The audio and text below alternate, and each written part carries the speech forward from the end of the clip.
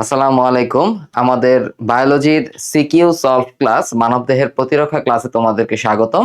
আজকের ক্লাসে ইনশাল্লাহ মানবদেহের প্রতিরক্ষা এই চ্যাপ্টারটা তুমি দেখবে পুরোপুরি ভালো মতো একবার রিভিশন হয়ে যাচ্ছে ক্লাসটা, এবং গুরুত্বপূর্ণ সিকিউ প্রশ্ন কোনগুলো এবং সেগুলোর উত্তর তোমার কিভাবে লেখা উচিত, কোন ছবিটা তোমার আঁকা উচিত, সেই জিনিসগুলো সম্পর্কে একদম ডিটেলসে এই ক্লাসে তুমি আইডিয়া পাবে। তো লেকচার স্লাইডগুলো দেখেই বুঝতে পারছো যে লেকচার স্লাইডগুলোতে খুব ভালো মতো তোমাদের এই ব্যাপারগুলো বুঝিয়ে কিন্তু আলোচনা করা হবে।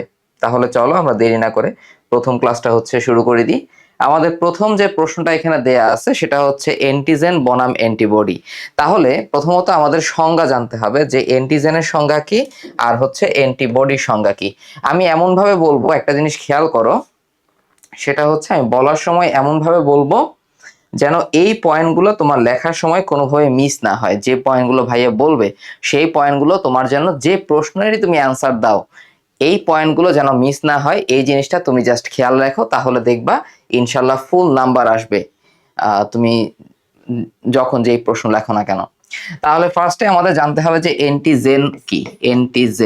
অ্যান্টিজেনকে আমরা বলে থাকি ইমিউনোজেনে বলে থাকি, ইমিউনোজেনও আমরা কিন্তু বলে থাকি। আচ্ছা, তো অ্যান্টিজেনের সংজ্ঞা যদি জানতে চাই, আমাদের প্রথম মনে রাখতে হবে যে অ্যান্টিজেন বলতে আমরা কোনো একটা অণুজীব বা অণুজীবের অংশ বিশেষ অথবা যে কোনো ধরনের বিজাতীয় বস্তু, বিজাতীয় বস্তু মানে হচ্ছে ফরেন বডি, যে কোনো ধরনের বিজাতীয় বস্তু, সেটা হতে পারে কোনো একটা কেমিক্যাল হতে পারে, অথবা সেটা কোনো একটা অণুজীবের অংশ হতে পারে, সবকিছুকেই আমরা কিন্তু বিজাতীয় বস্তু হিসেবে বিবেচনা করে থাকি। তাহলে কোনো একটা অণুজীব অথবা তার অংশ অথবা ফরেন বডি যেটা আমাদের দেহের মধ্যে ঢুকে অ্যান্টিবডি উৎপাদনে উদ্দীপনা যোগায়, উদ্দীপনা যোগায়, তাকেই বলা হয়ে থাকে অ্যান্টিজেন। মনে থাকবে। তাহলে এটা হচ্ছে আমাদের অ্যান্টিজেনের সংজ্ঞা। তাহলে যে কোনো একটা অণুজীব অথবা তার অংশ অথবা কোনো একটা ফরেন বডি বা বিজাতীয় বস্তু যা আমাদের দেহে প্রবেশ করে অ্যান্টিবডি উৎপাদনে উদ্দীপনা বা স্টিমুলেট করে, সেটাকে আমরা বলে থাকি অ্যান্টিজেন। এটার আরেকটা নাম হচ্ছে ইমিউনোজেন। আর অ্যান্টিবডি বলতে আমরা কি বুঝবো? অ্যান্টিবডি বলতে আমরা বুঝবো যখন কোনো একটা অ্যান্টিজেন অথবা ইমিউনোজেন আমাদের দেহের মধ্যে ঢুকে, আমাদের দেহের মধ্যে ঢুকে যা উৎপাদনে উদ্দীপনা যোগায়। ঠিক আছে? অ্যান্টিজেন যা উৎপাদনে উদ্দীপনা যোগায়, সেটাই হচ্ছে অ্যান্টিবডি। তো অ্যান্টিবডির কাজ কি? অ্যান্টিবডি কিভাবে কাজ করে? অ্যান্টিবডি কিন্তু প্রত্যক্ষভাবে কোনো একটা অ্যান্টিজেনকে ধ্বংস করতে পারে অথবা পরোক্ষভাবে কোনো একটা অ্যান্টিজেনকে ধ্বংস করতে পারে। এই জিনিসটা আমরা কিন্তু অ্যান্টিবডি কিভাবে কাজ করে, অ্যান্টিবডি কিভাবে সক্রিয় হয় আমাদের দেহের মধ্যে, ওই টপিকটা, ওই প্রশ্নটা যখন আসবে তখন ডিটেইলসে আলোচনা করব। তাহলে অ্যান্টিবডির সংজ্ঞা তোমাকে যদি জানতে চায় তোমার কাছে, তাহলে বলবা যখন কোনো একটা অ্যান্টিজেন বা ইমিউনোজেন আমাদের দেহের মধ্যে ঢোকে তখন আমাদের দেহ প্রতিরক্ষার অংশ হিসেবে এই অ্যান্টিজেন যা উৎপাদনে উদ্দীপনা যোগায় এবং যা আসলে ওই অ্যান্টিজেন বা ইমিউনোজেনকে প্রত্যক্ষ বা পরোক্ষভাবে ধ্বংস করে, তাই হচ্ছে অ্যান্টিবডি। এই কয়েকটা জিনিস তুমি মনে রাখবা। অ্যান্টিজেনকে ধ্বংস করে, এটাও তুমি মনে রাখবা। ওকে, তাহলে এখন আমাদের ডিফারেন্সটা আমাদের পড়তে হবে। তো ডিফারেন্সটা আমরা কিভাবে পড়বো? ফার্স্টে তুমি ধরো অ্যান্টিজেন আর অ্যান্টিবডি লিখলা। তো আমি জাস্ট রাফ করে তোমাকে দেখাই। প্রথমে তুমি লিখবা সংজ্ঞা, সংজ্ঞা তো অলরেডি আমরা জেনে গেছি।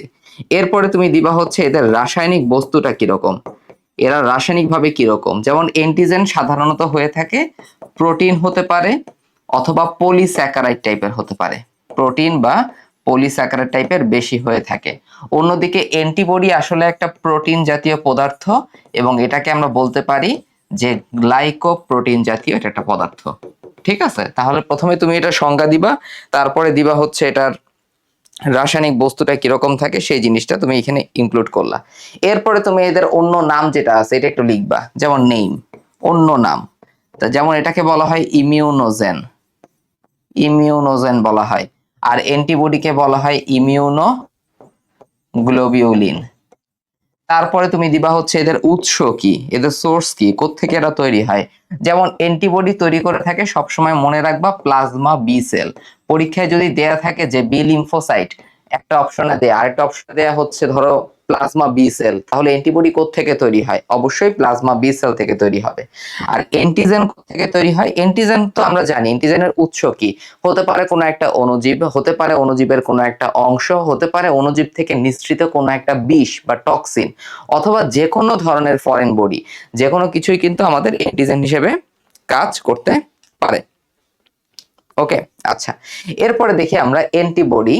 তো অ্যান্টিবডি কখন তৈরি হয় বডির মধ্যে, আমরা মনে রাখবো যে অর্জিত প্রতিরক্ষা ব্যবস্থায় অ্যান্টিবডি মূলত তৈরি হয়ে থাকে। অর্জিত প্রতিরক্ষা ব্যবস্থায় আমাদের কি তৈরি হয়, অ্যান্টিবডি তৈরি হয়। আর অ্যান্টিজেনের কাজ কি, অ্যান্টিজেনের কাজ হচ্ছে অ্যান্টিবডি উৎপাদনে বডিকে স্টিমুলেট করা বা উদ্বুদ্ধ করা। এভাবে তুমি লিখে দিবা, এই কয়েকটা পয়েন্ট লিখলেই এনাফ।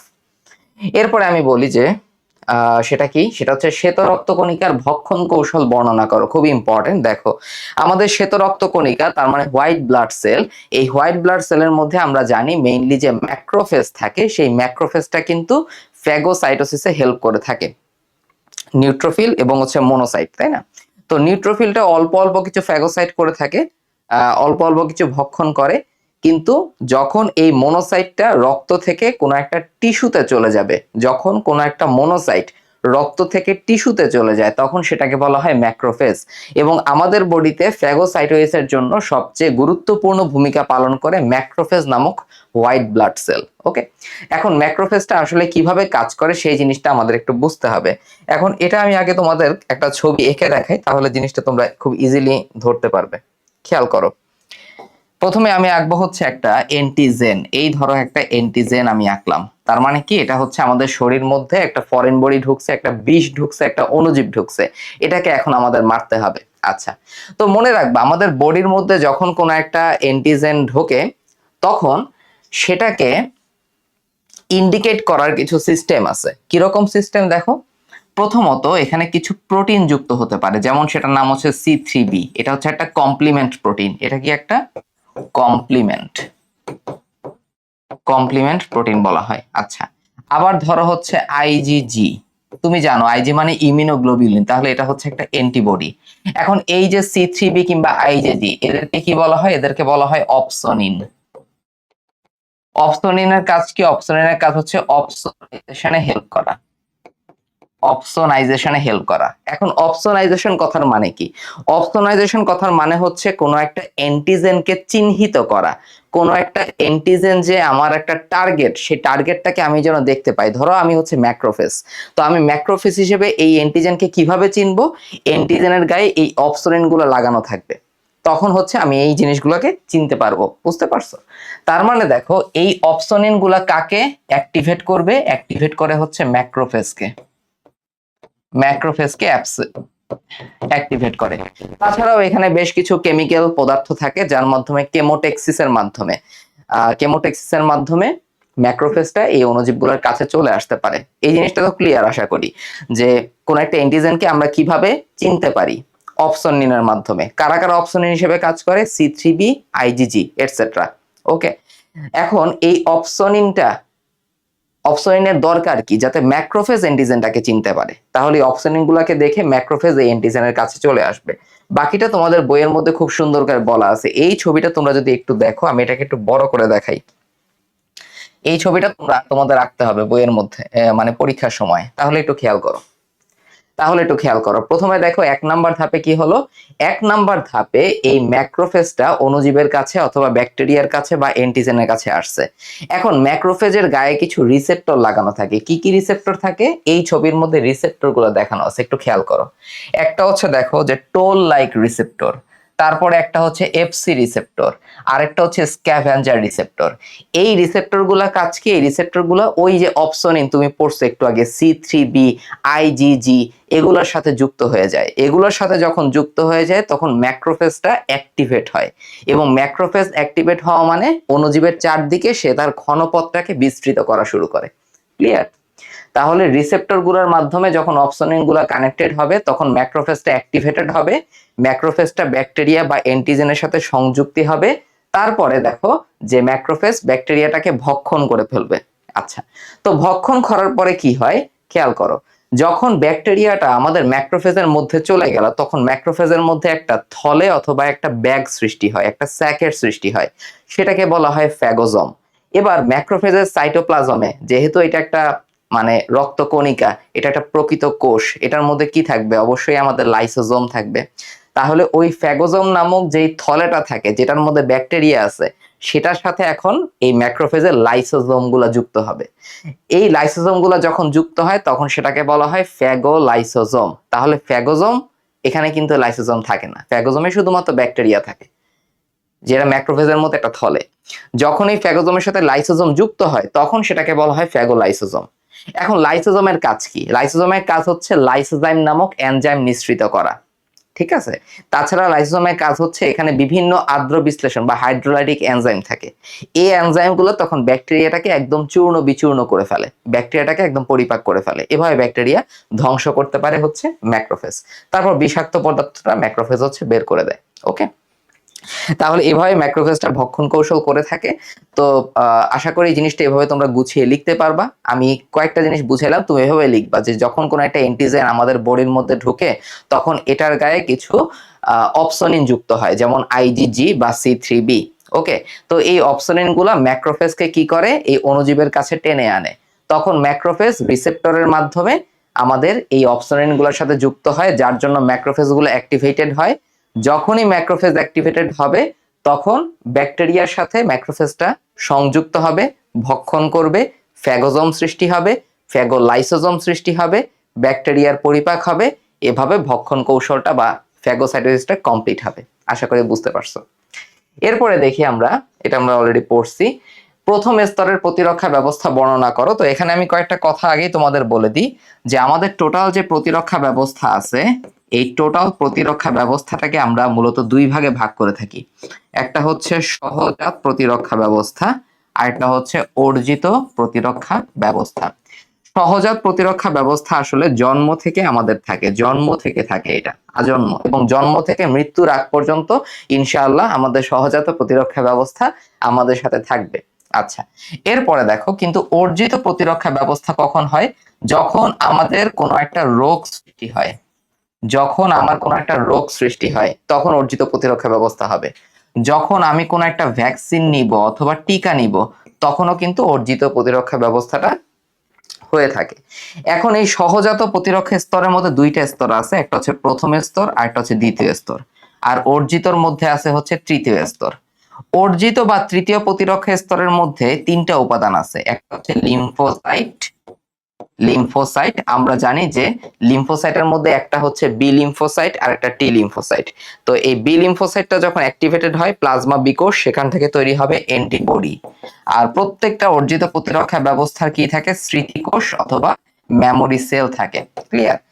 তো আমাদের বলছে কি যে এই সহজাত প্রতিরক্ষা স্তরের মধ্যে যে প্রথম স্তরটা আসে সেই প্রথম স্তরটা আমাদের বর্ণনা করতে বলছে। তো খেয়াল করো, এই যে প্রথম প্রতিরক্ষা স্তরটাকে বলা হয় ভৌত প্রতিরক্ষা স্তর। যেমন তুমি দেখো ভৌত মানে কি, এখানে কেমিক্যাল কেমিক্যাল রিলেটেড পদ থাকতে পারে কিছু কম। যেমন তুমি ধরো চামড়া, এটাকে আমি বাইরে থেকে দেখতে পাই। তারপরে ধরো হচ্ছে আমার নাকের কি বলে, নাকের মধ্যে যে সিলিয়া থাকে, আমার যে চোখ থেকে যে অশ্রু পড়ে বা পানি পড়ে, ঠিক আছে।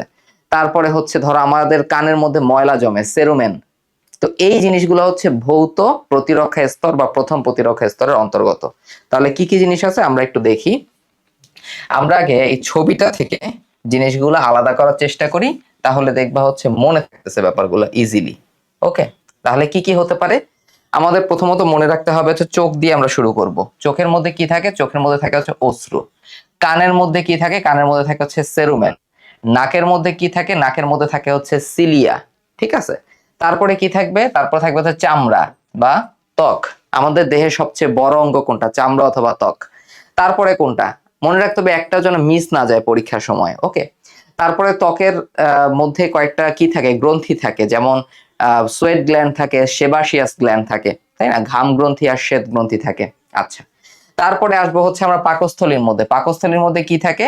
হাইড্রোক্লোরিক অ্যাসিড থাকে। আচ্ছা, তারপরে আমাদের জনন তন্ত্রে হচ্ছে ধরো স্পেসিফিক্যালি যদি বলতে চাই যে মা বোনদের ভ্যাজাইনা অথবা যোনিতে কি থাকতে পারে, যোনিতে থাকে হচ্ছে ল্যাকটিক অ্যাসিড। এই ল্যাকটিক অ্যাসিডটাও কিন্তু ব্যাকটেরিয়া বা ছত্রাককে প্রতিহত করতে সহায়তা করে। আচ্ছা, এরপরে দেখো আমাদের যে ইন্টেস্টাইন বা অন্ত্র, এই ইন্টেস্টাইন বা অন্ত্রের মধ্যে থাকে হচ্ছে কিছু মাইক্রোবায়োম অথবা কি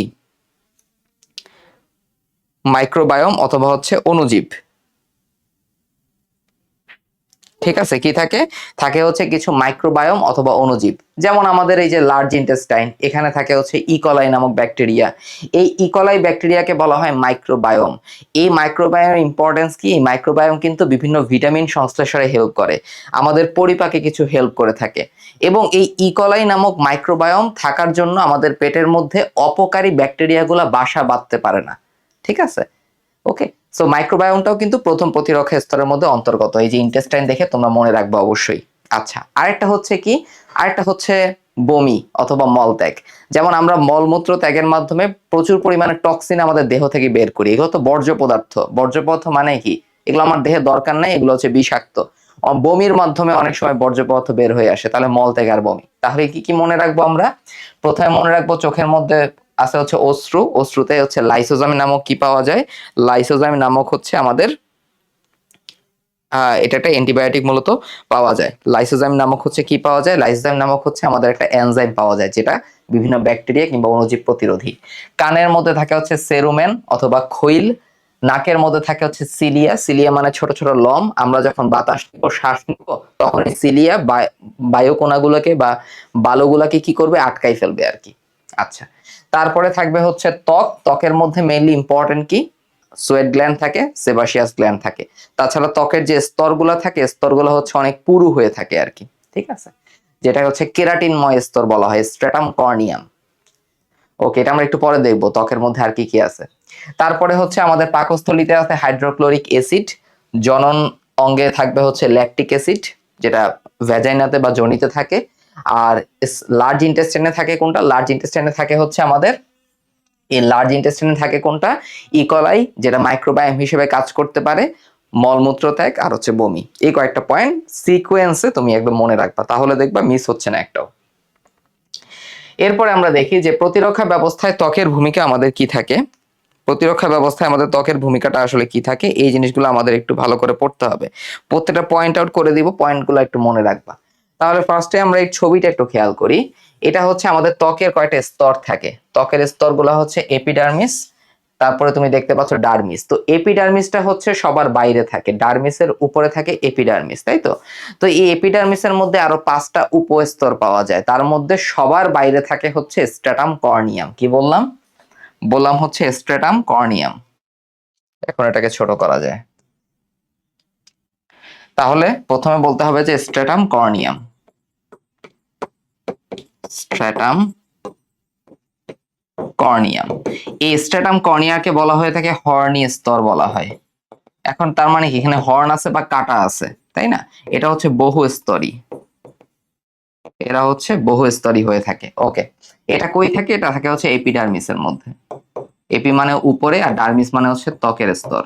ওকে, তারপরে দেখো 2 নাম্বার যে পয়েন্টটা মনে রাখতে হবে, যে আমাদের থাকে দুইটা গ্ল্যান্ড থাকে, একটা হচ্ছে সোয়েট গ্ল্যান্ড এবং আরেকটা থাকে হচ্ছে সেবাসিয়াস গ্ল্যান্ড, সেবাসিয়াস গ্ল্যান্ড। তো এখান থেকে কিছু যেমন ঘাম নিঃসৃত হয়, তারপর হচ্ছে সেবাম নিঃসৃত হয়। এই জিনিসগুলো আমাদের ত্বকটাকে মূলত কিছুটা অ্যাসিডিক করে রাখে। তো অ্যাসিডিক পরিবেশ যদি থাকে, তাহলে সেখানে অণুজীব অথবা ব্যাকটেরিয়া কিংবা ছত্রাকের বাসা বাঁধার ঝুঁকি কিছুটা কম থাকে। ওকে, তারপরে আমরা দেখতে পারি কি, 3 নম্বরে আমরা এখানে মনে রাখতে পারি যে আমাদের ত্বকের মধ্যে একটা রঞ্জক থাকে, সেটাকে হচ্ছে মেলানিন রঞ্জক বলা হয়। যারা কালো হয় তাদের মেলানিন রঞ্জকের পরিমাণটা বেশি থাকে এবং তাদের ত্বকের ক্যান্সার হওয়ার ঝুঁকিও কম থাকে। তাছাড়া আমাদের ত্বকের বিভিন্ন অংশ থেকে বিভিন্ন এনজাইম নিঃসৃত হয়, যেমন 3টা এনজাইমের কথা বইয়ে দেয়া আছে। একটা হচ্ছে অশ্রু, অশ্রুতে কি থাকে, অশ্রুতে থাকে হচ্ছে লাইসোজাইম, অশ্রুতে কি থাকে, অশ্রুতে থাকে হচ্ছে লাইসোজাইম। তারপরে হচ্ছে সিমেনে কি থাকে, সিমেন বা বীর্যে থাকে হচ্ছে স্পারমিন নামক এনজাইম। এটাও কিন্তু অণুজীব প্রতিরোধী, এই এনজাইমটা অণুজীবকে মারতে পারে। আর দুধে কি থাকে, মায়ের বুকের দুধে থাকতে পারে হচ্ছে ল্যাক্টোপারঅক্সাইডেজ, ল্যাক্টোপার অক্সিডেজ। এই এনজাইম 3টার নাম মনে রাখবা। তো তোমার লেখার মধ্যে তুমি যদি এই কথাগুলো ইনক্লুড করতে পারো, ঠিক আছে, এই কথাগুলো তুমি যদি ইনক্লুড করতে পারো তাহলে দেখবা একদম ফুল নাম্বার তুমি এখানে পেয়ে যাবা। তো আরেকটা জিনিস ইনক্লুড করতে পারো যে কানের ত্বকের কথা বলতে পারো, সেরুমেনের কথা, যেটা ক্ষয়িল সৃষ্টিতে ভূমিকা রাখে, যাতে কান দিয়ে ময়লাগুলা ভেতরে প্রবেশ করতে না পারে। এই এরপরে আছে হচ্ছে ফ্যাগোজম কাকে বলে, এটা আমরা অলরেডি জানি যে ফ্যাগোসাইট যখন কি করে, ফ্যাগোসাইট যখন ব্যাকটেরিয়াটাকে ভক্ষণ করে তখন ব্যাকটেরিয়াটা ফ্যাগোসাইটের মধ্যে একটা থলে অথবা স্যাকের সৃষ্টি করে, সেটাকেই বলা হয় ফ্যাগোজম। ওকে, ভ্যাকসিনে বুস্টার ডোজ কেন দেয়া হয়ে থাকে একটা জিনিস আমরা একটু খেয়াল করি। যেমন আমরা জানি যে হেপাটাইটিস বি ভাইরাসের যে ভ্যাকসিনটা, এটা হচ্ছে পেন্টাভ্যালেন্ট বলা হয়, তার মানে এটার ডোজ হচ্ছে 5টা। তো লাস্টের ডোজটা হচ্ছে আসলে কি, বুস্টার ডোজ বলা হয়। তো বুস্টার ডোজের কাজ কি খেয়াল করো, বুস্টার ডোজের কাজ হচ্ছে লং টার্ম ইমিউনিটি দেয়া, লং টার্ম ইমিউনিটি দেয়া। তো বলা হয়ে থাকে যে একজন ব্যক্তি যদি হেপাটাইটিস বি ভাইরাসের এই যে পেন্টাভ্যালেন্ট ভ্যাকসিন, যে 5বার যে ভ্যাকসিন দেয়া লাগে, এটা যদি সে বুস্টার ডোজ সহ নিয়ে থাকে তাহলে সে মূলত লাইফ লং একটা প্রোটেকশন পেয়ে থাকে, তার আর কখনো হেপাটাইটিস বি ভাইরাস হওয়ার সম্ভাবনা খুবই কম থাকবে। ওকে, আল্লাহর রহমতে আমরা বলতে পারি। তাহলে আমাদের বুস্টার ডোজ কেন দেয়া হয়ে থাকে, বুস্টার ডোজ দেয়া হয়ে থাকে যে লং টার্ম ইমিউনিটি করার জন্য। দুই নাম্বার কারণ হচ্ছে, ধরো আমি রেগুলার কয়েকটা ডোজ দিলাম, ঠিক আছে, রেগুলার ডোজ দিলাম, বুস্টার ডোজ আমি দিলাম না। তো ঘটনা কি হইলো, এই যে রেগুলার ডোজগুলো দেওয়ার মাঝখানে কোনো একটা সময় যদি হেপাটাইটিস বি ভাইরাস, ধরো একটা জেনেটিক রিকম্বিনেশন তাদের হলো, অথবা জেনেটিক বি ভাইরাসের একটা নতুন প্রকরণ সৃষ্টি হলো, সেই প্রকরণগুলো থেকে আমি কিন্তু প্রোটেকশন পাবো না।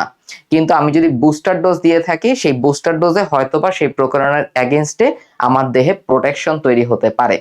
তাহলে এটাও একটা ইম্পর্টেন্ট জিনিস যে কোনো একটা ভাইরাস যদি কোনো কারণে কোনো প্রকরণ সৃষ্টি করতে পারে, সবসময় সে প্রকরণ সৃষ্টি করে থাকে, প্রকরণ সৃষ্টি করে থাকে, সেটা থেকে প্রোটেকশনের জন্য আমার বুস্টার ডোজটা গ্রহণ করা দরকার।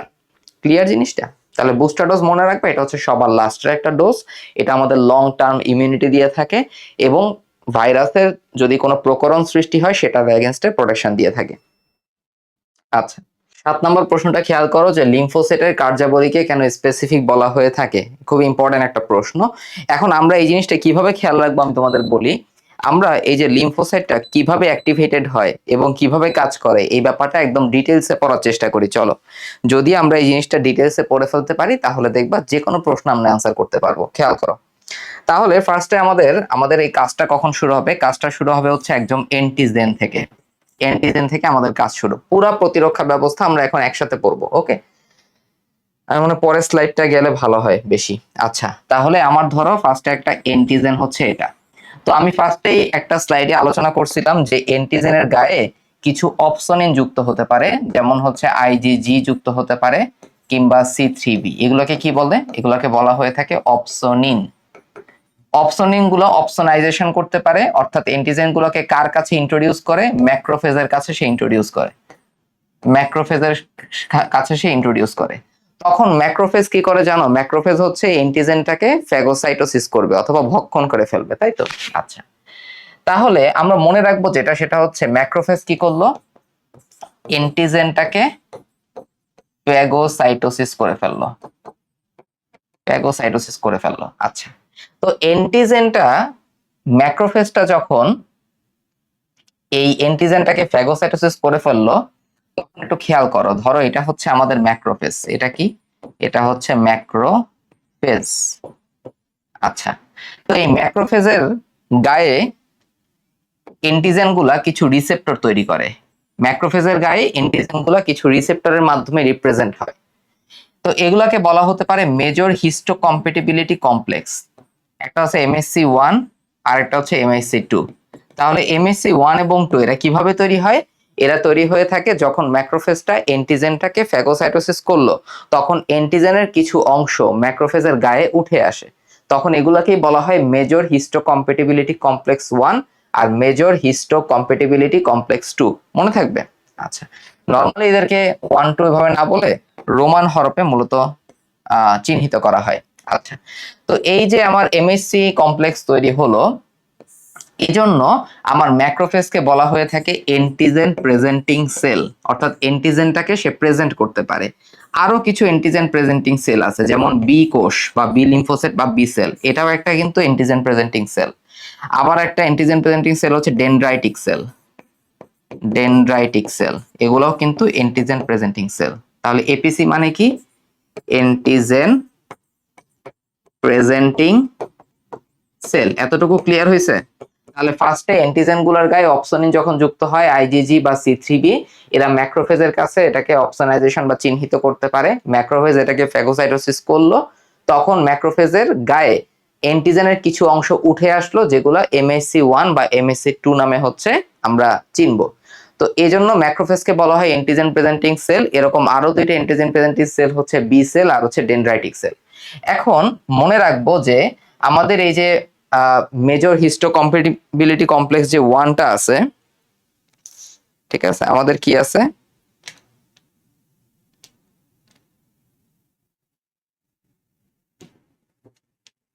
আমাদের এই যে মেজর হিস্টোকম্প্যাটিবিলিটি কমপ্লেক্স যে 1 আছে, এই 1টা সাইটোটক্সিক, সাইটোটক্সিক টি লিম্ফোসাইটকে অ্যাক্টিভেটেড করবে। এখন টি লিম্ফোসাইটের একটা ধরন হচ্ছে সাইটোটক্সিক। সাইটো মানে হচ্ছে কোষ, আর টক্সিক মানে হচ্ছে বিষ, মানে কোষটাকে বিষ মনে করে একদম মেরে ফেলবে। তাহলে সাইটোটক্সিক টি লিম্ফোসাইট একদম প্রত্যক্ষভাবে কোন একটা জীবাণুকে ধ্বংস করতে পারে, প্রত্যক্ষভাবে জীবাণু ধ্বংস করে। ধরো তারা হচ্ছে গুলি করে জীবাণুটাকে ধ্বংস করে ফেললো, এটা হচ্ছে সাইটোটক্সিক টি লিম্ফোসাইট। মনে থাকবে জিনিস এটা কি? এটা হচ্ছে আমাদের সাইটোটক্সিক টি লিম্ফোসাইট। ওকে, এবার দেখো এই যে মেজর হিস্টোকম্প্যাটিবিলিটি কমপ্লেক্স যে 2 আছে, এরা কি করে? এই MSA2 এর কাজ কি? MSA2 মনে রাখবা সবসময় এটা হেল্পার টি সেলের কাছে, হেল্পার টি সেলের কাছে অ্যান্টিজেনটাকে হচ্ছে রিপ্রেজেন্ট করে, হেল্পার টি সেল। এখন হেল্পার টি সেল হচ্ছে দুই ধরনের আছে, একটা হচ্ছে টি হেল্পার 1 আছে, আর একটা হচ্ছে টি হেল্পার 2 আছে, মনে থাকবে। তো বলা হয়ে থাকে যে হেল্পার টি সেলের কাজ কি? হেল্পার টি সেল হচ্ছে একটা সুইচ হিসেবে কাজ করে। যখনই হেল্পার টি সেল অ্যাক্টিভেটেড হয়ে যায়, তখনই সে সাইটোটক্সিক টি সেলকে অ্যাক্টিভেট করে, তখনই সে নতুন নতুন আরো ম্যাক্রোফেজকে অ্যাক্টিভেট করতে পারে, তখন সে পুরো প্রতিরক্ষা ব্যবস্থাটাকে একদম বিস্ট মোডে নিয়ে যেতে পারে। তো হেল্পার টি সেলটাকে এজন্য বলা হয় যে যে কোনো একটা প্রতিরক্ষা ব্যবস্থার সুইচ হিসেবে সে মূলত কাজ করে থাকে। ওকে, আচ্ছা। তো একটা জিনিস সবসময় মনে রাখবা, যখন আমার হেল্পার টি সেল তৈরি হয় তখন দুই ধরনের হেল্পার টি সেল তৈরি হয়। একটা হচ্ছে ইফেক্টর অথবা কার্যকরী হেল্পার টি সেল, আর একটা হচ্ছে memory helper T sell. Same ভাবে যখন সাইটোটক্সিক টি সেল তৈরি হয়, তখনও সেটা দুইটা সাইটোটক্সিক টি সেল তৈরি করতে পারবে। একটা হচ্ছে ইফেক্টর, যেটা মূলত কাজ করবে, যেটা প্রত্যক্ষভাবে জীবাণুটাকে ধ্বংস করবে, আর একটা হচ্ছে মেমোরি টি সেল, মেমোরি টি সেল। বুঝতে পারছো জিনিসটা? তাহলে সব সময় যে কোনো একটা লিম্ফোসাইট যখন তৈরি হয় তখন দুইটাই তৈরি হয়, ইফেক্টর টি সেলও তৈরি হয়, আবার সাথে মেমোরি টি সেলও তৈরি হয়। এখন মেমোরি টি সেলের কাজ কি? মেমোরি টি সেলের কাজ হচ্ছে কোন জীবাণু তোমাকে আক্রমণ করছে সেটাকে চিনে রাখা, যেন ওই জীবাণু যদি পরবর্তীতে আবার আক্রমণ করে সঙ্গে সঙ্গে অ্যাটাক করতে পারে, তার যেন হচ্ছে বেশি দেরি না হয়। এই জন্য বইয়ের মধ্যে একটা লাইন লেখা আছে, দেখবা যে অর্জিত প্রতিরক্ষা ব্যবস্থায় শুরুতে অনেক সময় লাগতে পারে, কিন্তু পরবর্তীতে তাৎক্ষণিকভাবে সে কাজটা সম্পাদন করতে পারে। এটাই হচ্ছে মেইন কাজ আর কি। সে খুব দ্রুত তখন কাজটা সম্পাদন করতে পারে। তো এই যে আমাদের হেল্পার টি লিম্ফোসাইট আছে, এই হেল্পার টি লিম্ফোসাইটের মধ্যে ইফেক্টর যেগুলো, সেগুলো সাইটোটক্সিক টি সেলকে অ্যাক্টিভ করবে। এর পাশাপাশি সে কিন্তু বি লিম্ফোসাইটকেও অ্যাক্টিভ করে। এই বি লিম্ফোসাইটকে যখন সে অ্যাক্টিভ করে, সেই বি লিম্ফোসাইটকে বলা হয় প্লাজমা সেল। তখন প্লাজমা সেল, এই প্লাজমা সেল থেকে মূলত কি আসবে? অ্যান্টিবডি তৈরি হবে। এই অ্যান্টিবডিটা বিভিন্নভাবে কাজ করতে পারে, সে বিভিন্নভাবে কাজ করে অ্যান্টিজেনটাকে কি করে? অ্যান্টিজেনটাকে মূলত দমন করে থাকে। এই অ্যান্টিবডি বিভিন্নভাবে কাজ করে কি করতে পারে? কোন একটা অ্যান্টিজেনকে দমন করতে পারে। ওকে, যেমন ধরো আইজিজি, এটা কিন্তু এখানে অপসনে হেল্প করতেছে। আবার কিছু অ্যান্টিবডি কোন একটা অ্যান্টিজেনকে ভেঙে ফেলতে পারে, নষ্ট করতে পারে, ধ্বংস করতে পারে, এভাবেও করতে পারে। আমরা দেখবো একটু পরে অ্যান্টিজেনের কার্যপদ্ধতি কিরকম। তাহলে এভাবে মূলত টি লিম্ফোসাইট গুলা কাজ করে থাকে। তো এখন এখানে প্রশ্ন করছে কি লিম্ফোসাইটের কার্যাবলীকে এখন স্পেসিফিক বলা হয়। স্পেসিফিক বলার কারণ হচ্ছে ধরো তোমার দেহে কোন একটা টাইফয়েডের অ্যান্টিজেন প্রবেশ করলো, একটা অণুজীব প্রবেশ করলো স্যালমোনেলা টাইফি, তখন যে সাইটোটক্সিক টি সেল অথবা যেই হেল্পার টি সেল অ্যাক্টিভেটেড হবে, যদি তোমার দেহে পোলিও ভাইরাস প্রবেশ করে তখন কিন্তু অন্য ধরনের টি সেলগুলো অ্যাক্টিভেটেড হবে। এবং যখন বলা হয়েছে এখানে স্পেসিফিক কেন বলা হয়, তখন তুমি মেমোরি সেলের কথাও নিয়ে আসবা, যে যেহেতু আমার এখানে মেমোরি টি লিম্ফোসাইটও প্রডিউস হয়, মেমোরি বি লিম্ফোসাইটও প্রডিউস হয়, তো যখন পরবর্তীতে কোনো একটা টাইফয়েডের জীবাণু প্রবেশ করে তখন সঙ্গে সঙ্গে শুধুমাত্র ওই সেলগুলাই অ্যাক্টিভেটেড হবে। ওকে, যখন কোন একটা পোলিও ভাইরাসের জীবাণু প্রবেশ করে তখন সঙ্গে সঙ্গে শুধুমাত্র ওই পোলিও ভাইরাসের এগেইনস্টে যে লিম্ফোসাইট গুলো কাজ করতে পারে সেগুলাই কিন্তু আমার অ্যাক্টিভেটেড হবে বা তৈরি হবে। ওকে, এখানে একটা ব্যাপার বা একটা টার্মের সাথে তোমরা পরিচিত হয়ে থাকো, যেটাকে বলা হয় ক্লোনাল সিলেকশন। ক্লোনাল সিলেকশন কথার মানে কি? এই যে দেখো, যখন আমার সাইটোটক্সিক টি লিম্ফোসাইটটা অ্যাক্টিভেটেড হয় তখন তারা অনেকগুলা মেমোরি সেল প্রডিউস করে, অনেকগুলা ইফেক্টর সাইটোটক্সিক টি লিম্ফোসাইট প্রডিউস করে। এভাবে যখন অনেকগুলো লিম্ফোসাইট একসাথে প্রডিউস হয় তখন সেটাকে বলা হয়ে থাকে ক্লোনাল সিলেকশন। ওকে, তারা স্পেসিফিক টি লিম্ফোসাইট একসাথে অনেকগুলো তৈরি করতে পারে, এটাকে বলা হয় ক্লোনাল সিলেকশন। ওকে, তাহলে আশা করি জিনিসটা নিয়ে আর কারো কোনো কনফিউশন থাকবে না, প্রত্যেকটা জিনিস আশা করি বুঝতে পারছো। এখানে মেইন জিনিস মনে রাখবা যে অপসোনিন কিভাবে কাজ করে, অ্যান্টিজেন প্রেজেন্টিং সেল কারা এবং কিভাবে কাজ করে, এমএইচসি জিনিসটা কি, মেজর হিস্টোকম্প্যাটিবিলিটি কমপ্লেক্স কি, কোনটা কাকে অ্যাক্টিভেটেড করে, এই জিনিসটা তুমি দেখলা। সুইচ হচ্ছে হেল্পার টি সেল, এটাই সবকিছুকে অ্যাক্টিভেটেড করবে, সহজ জিনিস। এরপরে আমরা দেখি যে তৃতীয় প্রতিরক্ষা স্তরের উপাদানগুলো কি। আমরা জানি যে তৃতীয় প্রতিরক্ষা স্তরের উপাদান কি কি আছে, লিম্ফোসাইট, অ্যান্টিবডি, একটা হচ্ছে আমাদের লিম্ফোসাইট থাকবে, হ্যাঁ, তৃতীয় প্রতিরক্ষা স্তরের উপাদান কি কি আছে আমরা আগে পড়ছিলাম, এই জিনিসটা আগেই পড়াইছিলাম তোমাদের। এই দেখো, প্রথম প্রতিরক্ষা স্তরের মধ্যেই এই জিনিসটা লেখা ছিল, এই যে দেখো, লিম্ফোসাইট, অ্যান্টিবডি আর হচ্ছে মেমোরি সেল। ওকে, এখন এখানে একটা ব্যাপার তোমাদের বলি যে ন্যাচারাল কিলার সেল অথবা সহজাত মারণ কোষ নামে একটা লিম্ফোসাইট আছে, এটাও কিন্তু এক ধরনের লিম্ফোসাইট, কিন্তু এই সহজাত মারণ কোষটা দ্বিতীয় প্রতিরক্ষা স্তরের অন্তর্গত। অর্থাৎ এরা কি করতে পারে, এরা তোমার বডির মধ্যে বাঘ, ঘোড়া, ভালুক, টাইফয়েড যাই প্রবেশ করো না কেন সবকিছুকে সে অ্যাটাক করবে। এই জন্য এটা স্পেসিফিক না, এটা হচ্ছে সহজাত টাইপের বলা হয়ে থাকে। সো ন্যাচারাল কিলার সেল একটা লিম্ফোসাইট হওয়া সত্ত্বেও তারা দ্বিতীয় প্রতিরক্ষা স্তর বা সহজাত প্রতিরক্ষা স্তরের অন্তর্গত। আর অন্য দুইটা টি লিম্ফোসাইট আর বি লিম্ফোসাইট তারা অর্জিত প্রতিরক্ষা স্তরের অন্তর্গত হবে। ওকে, এটা ক্লিয়ার করলাম আমি, একটু একটু খেয়াল রাখবা। এবার আসো, এখানে বলছে সহজাত এবং অর্জিত প্রতিরক্ষা ব্যবস্থার তুলনামূলক বিশ্লেষণ করো। তাহলে একটু গল্প বলবো, গল্প সহকারে তুমি মনে রাখবা। সহজাত প্রতিরক্ষা ব্যবস্থা, সহজাত প্রতিরক্ষা ব্যবস্থা কোনটা? সহজাত প্রতিরক্ষা ব্যবস্থা হচ্ছে তোমার দেহের ত্বক। তাহলে চলো ত্বকটাকে নিয়ে আমরা একটা আলোচনা শুরু করি। ত্বক তো তোমার জন্ম থেকেই ছিল, তাই না? ত্বক কি ছিল? ত্বক হচ্ছে তোমার জন্ম থেকেই কিন্তু তোমার দেহের মধ্যে ত্বক ছিল।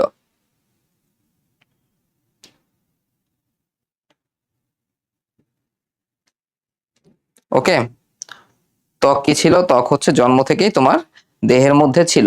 আচ্ছা, তার মানে কি জন্ম থেকে ছিল? 2 নাম্বার, তারা মূলত আজীবন উপস্থিত থাকে। 2 নাম্বার গেল। 3 নাম্বার, যে কোনো কিছুর অথবা সব ধরনের অ্যান্টিজেনের এগেইনস্টে সে একটা ভৌত প্রতিবন্ধক হিসেবে কাজ করে থাকে। তোমার দেহে যা কিছু ঢুকতে চাক না কেন, কোনো কিছুকেই সে কিন্তু তুলনামূলকভাবে সে ঢুকতে দিবে না। আচ্ছা, এবার ধরো তোমার দেহের মধ্যে একটা স্যালমোনেলা টাইফি আক্রমণ করতে চাইলে ত্বকের মাধ্যমে, সে তখনই কি এটাকে অ্যাটাক করবে না, সেটাকে প্রতিহত করবে। এজন্য তার প্রতিহতের ধরনটা হচ্ছে তাৎক্ষণিক ধরন। এবার তুমি বলো, ত্বকের মধ্যে কি তুমি পড়ছো যে ইফেক্টর ত্বক আর মেমোরি ত্বক বলে কিছু আছে? এরকম তো কিছু নাই। তার মানে এখানে কোনো কি তৈরি হয় না, এখানে কোনো স্মৃতিকোষ তৈরি হয় না। এখানে কোনো কি তৈরি হয় না, এখানে কোনো হচ্ছে স্মৃতিকোষ মূলত তৈরি হয় না। ওকে, তারপরে তুমি সহজাত প্রতিরক্ষা ব্যবস্থার কয়েকটা এক্সাম্পল দিতে পারো। যেমন আমি এখানে ত্বক নিয়ে সবকিছু মনে রাখছি, এর পাশাপাশি তুমি ধরো বললা আমাদের পৌষ্টিক তন্ত্রের অ্যাসিড, রেচন জনন তন্ত্রের অ্যাসিড, কিংবা মলমূত্র, বমি, তারপরে হচ্ছে প্রাকৃতিক মারণ কোষ, এগুলো সহজাত প্রতিরক্ষা ব্যবস্থা অন্তর্গত। এখন তুমি অর্জিত প্রতিরক্ষা ব্যবস্থায় চলে যাও। তাহলে অর্জিত প্রতিরক্ষা ব্যবস্থা জন্ম থেকে থাকে না। যখন কিভাবে সৃষ্টি হয় এটা, যখন কোনো একটা রোগ সৃষ্টি হয় অথবা তুমি যখন কোনো একটা ভ্যাকসিন বা টিকা নিবা তখনই অর্জিত প্রতিরক্ষা ব্যবস্থা তৈরি হবে। আচ্ছা, তো অর্জিত প্রতিরক্ষা ব্যবস্থায় স্পেসিফিক অ্যান্টিজেনের এগেনস্টে কাজ করে, এই জন্য এদেরকে বলা হয় অর্জিত প্রতিরক্ষা ব্যবস্থা স্পেসিফিক অ্যান্টিজেনের এগেনস্টে কাজ করে, আর সহজাত হচ্ছে নন স্পেসিফিক। ওকে, নন স্পেসিফিক। এখন দেখো, ত্বক কিন্তু তাৎক্ষণিকভাবে বা সহজাত প্রতিরক্ষা ব্যবস্থা তাৎক্ষণিকভাবে প্রতিহত করছিল। অর্জিত প্রতিরক্ষা ব্যবস্থায় তোমার তো আগে অ্যান্টিবডি তৈরি হতে হবে, তোমার আগে সাইটোটক্সিক টি সেল তৈরি হতে হবে, তার মানে সে টাইম নিবে, তাই না? তাহলে এটা তাৎক্ষণিকভাবে করতে পারে না, কিছুটা বিলম্ব হতে পারে। আর অবশ্যই আমরা জানি যে একটু আগে দেখলাম যে অর্জিত প্রতিরক্ষা ব্যবস্থায় আমার মেমোরি টি সেল পাইছিলাম, মেমোরি বি সেল পাইছিলাম, তাহলে এখানে স্মৃতিকোষ তৈরি হয়। স্মৃতিকোষ তৈরি হওয়ার কারণে পরবর্তীতে এই বিলম্বটা একটু কমে আসে, পরবর্তীতে তারা মোটামুটি তাৎক্ষণিকভাবেই অ্যান্টিজেনকে অ্যাটাক করতে পারে। তো এই পয়েন্টগুলো মনে রাখবা, তাইলেই হবে, গল্পে সহকারে মনে রাখবা। এরপর আসে অ্যান্টিবডি কিভাবে মানবদেহে কাজ করে থাকে। তো অ্যান্টিবডি কিভাবে মানবদেহে কাজ করে এটা অনেক বড় একটা জিনিস, এখানে আমরা একটু স্পেসিফিক্যালি পড়ার চেষ্টা করব, ঠিক আছে? খেয়াল করো, অ্যান্টিবডি প্রথমত সে প্রত্যক্ষভাবে কিছু কাজ করতে পারে, সে প্রত্যক্ষভাবে হয়তো বা কোনো একটা অ্যান্টিজেনকে অ্যাটাক করতে পারে। আরেকটা কাজ সে করতে পারে, সেটা হচ্ছে কমপ্লিমেন্ট প্রোটিনের মাধ্যমে। কমপ্লিমেন্ট প্রোটিন সক্রিয়করণের মাধ্যমে, কমপ্লিমেন্ট প্রোটিনটাকে সক্রিয়করণের মাধ্যমে কাজ করতে পারে। এখন দেখো, প্রত্যক্ষ আক্রমণ কিভাবে করতে পারে। নাম্বার 1, এটা মনে রাখবা কিভাবে, এটা মনে রাখবা হচ্ছে প্রথমত অ্যান্টিজেন আর অ্যান্টিবডি যখন যুক্ত হয় তখন এটাকে বলা হয় অ্যাগ্লুটিনেশন বলা হয়। এই অ্যাগ্লুটিনেশন কথার মানে হচ্ছে স্তূপীকরণ। তাহলে ধরো এরকম তার একটা জমাট বাঁধা একটা পিণ্ড সৃষ্টি করলো, এখন পিণ্ডটা তার ভরের জন্য কি হবে, তার ওজনের জন্য কি হবে, তার ওজনের জন্য সে অধঃক্ষিপ্ত হবে। তাহলে 2 নাম্বার পয়েন্ট হচ্ছে অধঃক্ষেপণ। আচ্ছা, এখন দেখো, অধঃক্ষেপণ হলো, এখন অ্যান্টিবডি কি চায়, অ্যান্টিজেনকে ধ্বংস করতে চায়। তো এটাকে আমরা বলতে পারি, ধরো অ্যাসিড এবং ক্ষার যেরকম হচ্ছে প্রশমিত করে একে অপরকে, লবণ তৈরি করে, তো অ্যান্টিবডিও অ্যান্টিজেনটাকে প্রশমিত করবে বা ধ্বংস করবে, সেটার বিষটাকে নামিয়ে ফেলবে। তাহলে 3 নম্বর পয়েন্ট তুমি মনে রাখবা হচ্ছে যে তারা প্রশমন বা নিউট্রালাইজেশনের মাধ্যমে কাজ করতে পারে। 4 নাম্বার পয়েন্ট, অ্যান্টিবডি কোন একটা অ্যান্টিজেনকে একদম ধ্বংস করে দিতে পারে, এটাকে বলা হয় বিশ্লিষ্টকরণ অথবা হচ্ছে লাইসিস। তাহলে এই 4টা পদ্ধতি আমাদের প্রথমে মনে রাখতে হবে। ক্লিয়ার? তাহলে আমরা কি কি মনে রাখলাম? প্রথমে অ্যাগ্লুটিনেশন বা স্তূপীকরণ, অধঃক্ষেপণ, প্রশমন, আর হচ্ছে আমাদের লাইসিস। ওকে, এটা হচ্ছে লাইসিস, এভাবে করলাম। এবার আসো কমপ্লিমেন্ট প্রোটিন সক্রিয়করণ। এখন কিছু অ্যান্টিবডি কমপ্লিমেন্ট প্রোটিনটাকে সক্রিয় করতে পারে। যখন কমপ্লিমেন্ট প্রোটিনগুলো সক্রিয় হয়, তারাও একইভাবে প্রথমে অ্যান্টিজেনগুলোকে স্তূপীকরণ করবে। আচ্ছা, তারা কিন্তু অধঃক্ষেপণ করতে পারে না কমপ্লিমেন্ট প্রোটিনগুলা, কিন্তু তারা অ্যান্টিজেনকে প্রশমন করতে পারে, এবং তারা কি করতে পারে, তারা হচ্ছে লাইসিস করতে পারে। এবার একটু মনে করো তো, একটা কমপ্লিমেন্ট প্রোটিনের নাম আমরা পড়ছিলাম C3b, যেটা অপসনিন হিসেবে কাজ করছিল। সো কমপ্লিমেন্ট প্রোটিনগুলা কিন্তু অপসোনাইজেশনে হেল্প করতে পারে। ওকে, তাহলে আমরা দেখলাম যে অ্যান্টিবডি অ্যান্টিজেনটাকে প্রত্যক্ষ বা অ্যাক্টিভলি আক্রমণ করতে পারে এই স্টেপের মাধ্যমে। অ্যান্টিবডি কমপ্লিমেন্ট প্রোটিন সক্রিয় করতে পারে, পরে কমপ্লিমেন্ট প্রোটিন এই কাজগুলো করবে। ওকে, এরপরে লাস্টেরটা কি, কমপ্লিমেন্ট প্রোটিনগুলো হচ্ছে মাস্ট সেল আর হচ্ছে বেসোফিলকে অ্যাক্টিভ করতে পারে। যখন বেসোফিল অ্যাক্টিভেটেড হবে, আমরা জানি বেসোফিল থেকে 2টা জিনিস আসে, একটা হচ্ছে হিস্টামিন এবং আরেকটা হচ্ছে হেপারিন। এই 2টা জিনিস কিন্তু আমাদের প্রতিরক্ষা সিস্টেম অথবা ইমিউন সিস্টেমটাকে মূলত বুস্ট আপ করতে পারে। তাহলে এই 2টা প্রসেসের কথা আমরা প্রথমত কি করব, এই প্রসেসের কথা আমরা প্রথমত হচ্ছে মনে রাখবো। ওকে, এই 2টা প্রসেসের কথা আমরা প্রথমত হচ্ছে মনে রাখলাম। ওকে, আরেকটা কথা আমরা মনে রাখবো, সেটা হচ্ছে কমপ্লিমেন্ট প্রোটিন যেহেতু এক ধরনের কেমিক্যাল, তাহলে এরা কেমোটেক্সিসও করতে পারে। কেমোটেক্সিস কথার মানে কি, ধরো এই কেমিক্যাল গুলা ম্যাক্রোফেজ গুলাকে একটা জায়গায় নিয়ে আসবে, বলবে যে এখানে জীবাণু আছে, তোরা তাড়াতাড়ি এখানে চলে আয়। সো কেমোটেক্সিসে হেল্প করবে। আরেকটা লাস্টের প্রসেস হচ্ছে, আমরা জানি একটা অ্যান্টিবডি আছে, নাম হচ্ছে আইজিই। অ্যালার্জি প্রতিক্রিয়ায় তারা মূলত সাড়া দান করে থাকে, সংক্রমণের বিস্তার রোধ করে। এই জিনিসটা কিরকম, ধরো তোমাকে যখন একটা মশা কামড় দেয় তখন এটা লাল হয়, গরম হয়, ফুলে যায়, আর হচ্ছে ব্যথা হয়। তো এর মাধ্যমে অ্যান্টিজেনগুলা কি হয়, অ্যান্টিজেনগুলো কোনো একটা জায়গায় আবদ্ধ হয়ে পড়ে। এর মাধ্যমে শুধুমাত্র ওই জায়গাটায় আমার ইমিউন সিস্টেমটা অ্যাক্টিভেটেড হয়। সারা দেহে তো আমার ইমিউন সিস্টেম অ্যাক্টিভেটেড করে তখন লাভ নাই, কারণ আমি যদি সারা দেহে ইমিউন সিস্টেম অযথা অ্যাক্টিভেট করি, এটা আমার জন্য একটা ক্ষতি, এটা আমার জন্য একটা মৃত্যুর কারণ হতে পারে। সো সংক্রমণের বিস্তার রোধে আমাদের অ্যান্টিবডি ভূমিকা রাখতে পারে। এই পয়েন্টগুলো মনে রাখবা।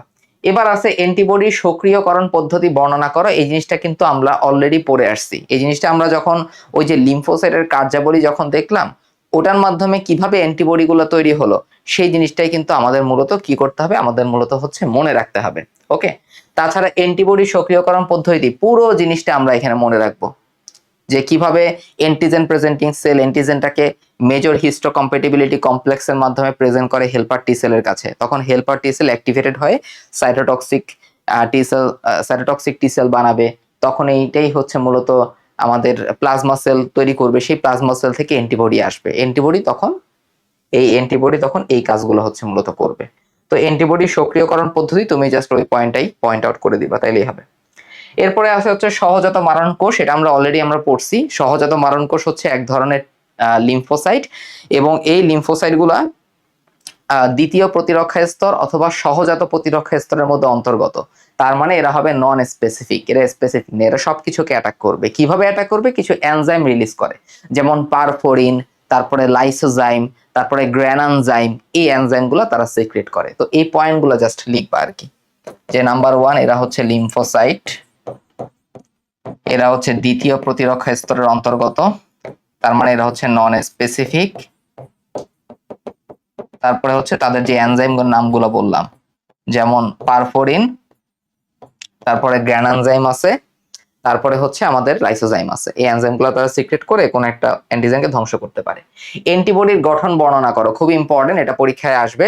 তাহলে অ্যান্টিবডির গঠন তুমি যখন আঁকবা তখন কিন্তু এইভাবেই আঁকতে হবে, খেয়াল করো। তাহলে এটা একটা ভারী শৃঙ্খল, এটাও একটা ভারী শৃঙ্খল। ওকে, দুইটা ভারী শৃঙ্খল থাকে, আর এই দুই পাশে থাকে দুইটা হালকা শৃঙ্খল থাকে। এখন এই অ্যান্টিবডির মধ্যে তাহলে ভারী শৃঙ্খল পাইলাম দুইটা পাবো হচ্ছে হালকা শৃঙ্খল। তারপরে দেখো, দুইটা ভারী শৃঙ্খলের মধ্যে একটা ডাইসালফাইড বন্ড, আর ভারী শৃঙ্খল আর হালকা শৃঙ্খলের মধ্যে দুইটা ডাইসালফাইড বন্ড। তাহলে টোটাল ডাইসালফাইড বন্ডের সংখ্যা কয়টা, 3টা।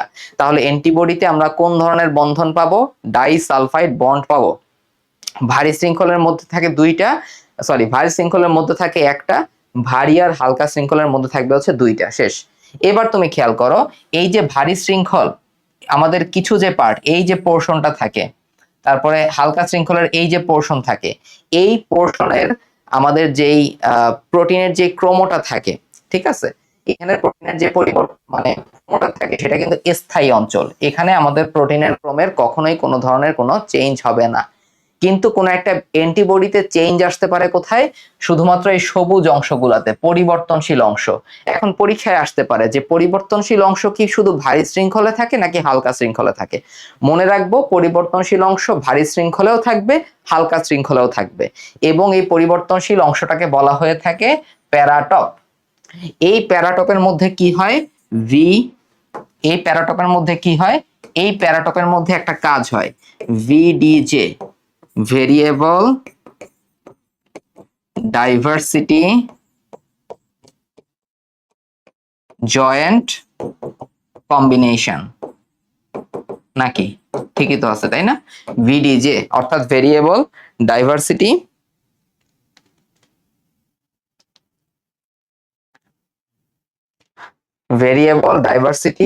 Joint combination. আচ্ছা, জয়েন্ট কম্বিনেশনটা বইয়ে লেখা নাই, বইয়ে লেখা আছে জয়েনিং সাবজিন। এর মাধ্যমে পরিবর্তনশীল অংশের পরিবর্তনটা কিরকম হবে সেটা মূলত ডিটারমাইন্ড হয়। ওকে, তাহলে এখন এই প্যারাটোপটা যখন চেঞ্জ হয়, সে বিভিন্ন ধরনের অ্যান্টিজেনকে বিভিন্নভাবে অ্যাটাক করার সুযোগ পায়। এটা তার কার্যপরিধিটাকে বিস্তৃত করে, মনে থাকবে।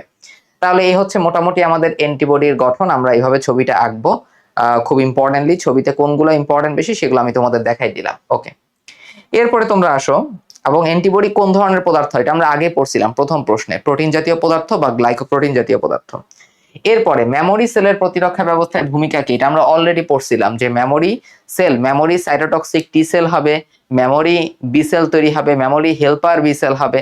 তাহলে এদের কাজ কি, এদের কাজ হচ্ছে প্রতিরক্ষা ব্যবস্থাটাকে ত্বরান্বিত করা, প্রতিরক্ষা ব্যবস্থা যেন খুব তাড়াতাড়ি আমার কোন একটা এন্টিজেনের এগেনস্টে কাজ করতে পারে। একদম শুরুতে যে বিলম্ব হয়েছিল সেই বিলম্ব যেন না হয়, আমার যেন ভুগতে না হয়, এটাই হচ্ছে মেমোরি সেলের ভূমিকা। সো আমি তোমাদের ওই ছবিতে পুরো ইমিউন সিস্টেমটা কিন্তু আলোচনা করে দিছি, ওখান থেকেই তুমি অ্যান্টিবডির সক্রিয়করণ পদ্ধতিও তুমি এখানে দেখতেছো, ওইখানে মেমোরি সেলের কার্যকারিতাও তোমাদের বুঝাই আসছে অলরেডি। সো জাস্ট ওই ছবিটাই এনাফ এই প্রশ্নগুলো অ্যান্সার করার ক্ষেত্রে।